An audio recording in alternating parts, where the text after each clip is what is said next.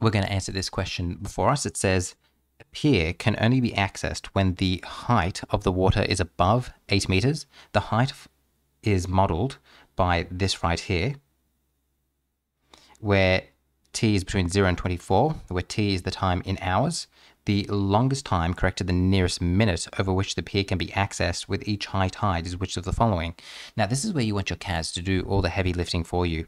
So we're going to come to our CAS here and just simply define what we've been given. So we'll come here and we're going to go h of t, control this, and then go 9 minus 3, then go trig cos, then I'm going to go control divide, then go this one, then I'm going to go, now instead of saying t, I'm just going to say x, just to make life a bit easier, 6, that. We also need to restrict the domain, so we're just looking at 0 to 24 here. So that means I'm going to go control this, that, and I'm starting at 0, and then I'm going less than or equal to x is less than or equal to 24. So that's all defined there. Perfect. Now I can just give this thing a bit of a sketch so I can see what I'm dealing with. Okay, let's now just come here. Let's zoom out.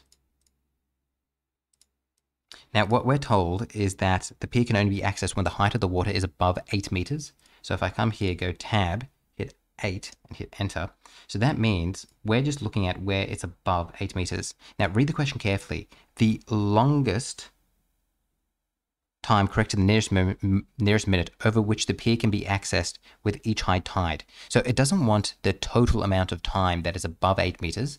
What it rather wants is just the longest time that is above 8 meters. So I literally just need to find these two intersection points and subtract them from each other. I think maybe the easier way to do it is come back here and go menu, algebra, solve, and I'm going to go h of t is equal to 8 for my x values, and then I'm going to hit control enter here, and then I'm going to take this value right here, because I know that this is the intersection point here, and subtract that away from my first intersection point here, and that's going to give me 7.29 . But now this is where you have to be careful, because remember, t is in terms of hours, so this is 7.29 hours. What I want my answer to be in is the nearest minute. So I'm going to have to take this and times it by 60 minutes. And that means I'm going to get 437.88. It says to the nearest minute. So it means I'm going to round it up to 438.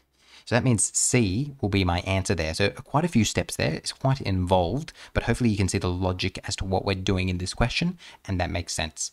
Okay, perfect. I'll see you in the next one.